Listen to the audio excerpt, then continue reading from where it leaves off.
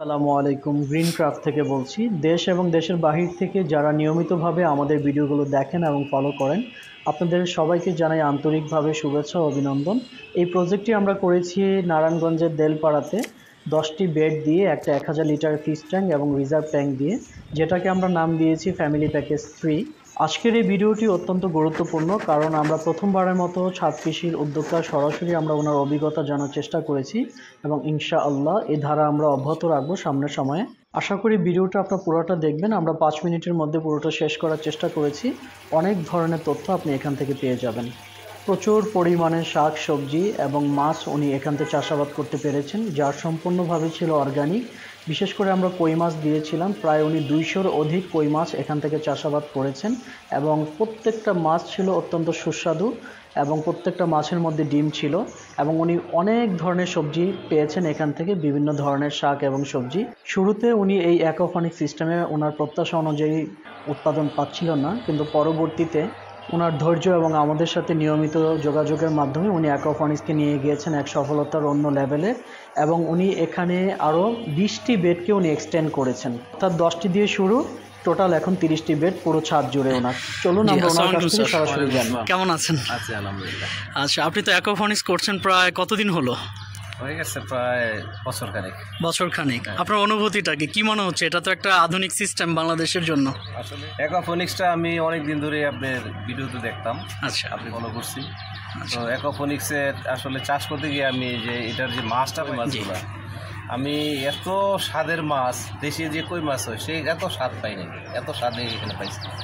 আর এখানে যে সবজিগুলি হয়, যেমন আমি দুন্দুল এবার প্রচুর পরিমাণে দুন্দুল খাইছি। দুন্দুলগুলি মনে হয় যে এটা আলগা চিনি দিয়ে রাখে, এরকম মিষ্টি, এত সুস্বাদু।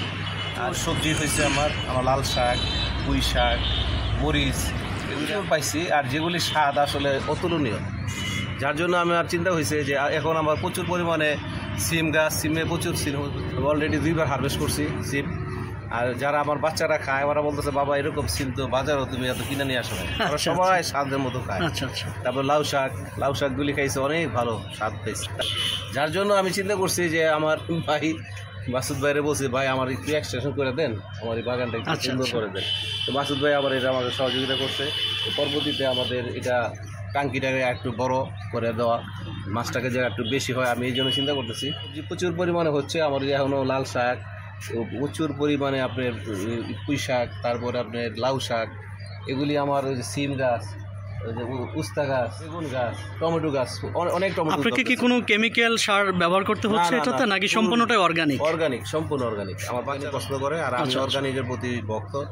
আমি নিজেও একজন কেমিক্যাল ইঞ্জিনিয়ার, আমি সেই হিসাবে কেমিক্যাল একটা বুঝি, যার জন্য আমি অর্গানিকভাবে চিন্তা করতেছি। এই জন্য আমি আপনাকে স্যার, এটা একবার করার পর আর এটা মেনটেনেন্স খরচটা কি অনেক বেশি? না, মেনটেনেন্স খরচ তো বলতেই নাই, এটা চলে। এটা আমার পানি দেওয়া লাগে না, এটা নিজের মতো চলতেছে, বন্ধ হয়ে যাচ্ছে পানি। শুধু আমি একটু দেখি গাছের গ্রোথগুলি কোনো জায়গায় ঠিক মতো করতেছে কিনা, এগুলি একটু উঠে দেওয়া উপরের দিকে। আচ্ছা, আমার কাজটা অতটুকু। তার মানে পুরোটাই অটোমেশন করা? মানে নির্দিষ্ট সময় এটা পাম্প চালু হয়, নির্দিষ্ট সময় পাম্পটা বন্ধ হয়ে যায়। আচ্ছা। তো এবার শীতের জন্য কি প্রস্তুতি নিয়েছেন? প্রায় তো আপনার মনে 1 বছর হয়ে যাচ্ছে অ্যাকোপনিক্সের এক্সপেরিয়েন্স। এখন আমি চিন্তা করছি স্ট্রবেরি, তারপরে আপনার ব্রোকলি, এই নতুন বেডগুলোতে, তাই তো? তারপরে আপনার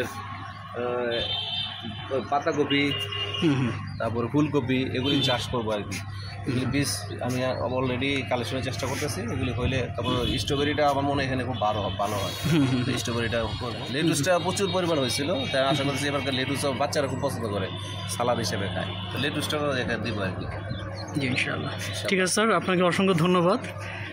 এটা কি অন্য কেউ কি এটা রেফার করা যায় এই সিস্টেমটা নিয়ে কাজ করার জন্য? হ্যাঁ, আসলে কি বাংলাদেশে পুরো এটা ছড়াই যাও, এটা তো রেফার করলে তো আমার কোনো সমস্যা নেই।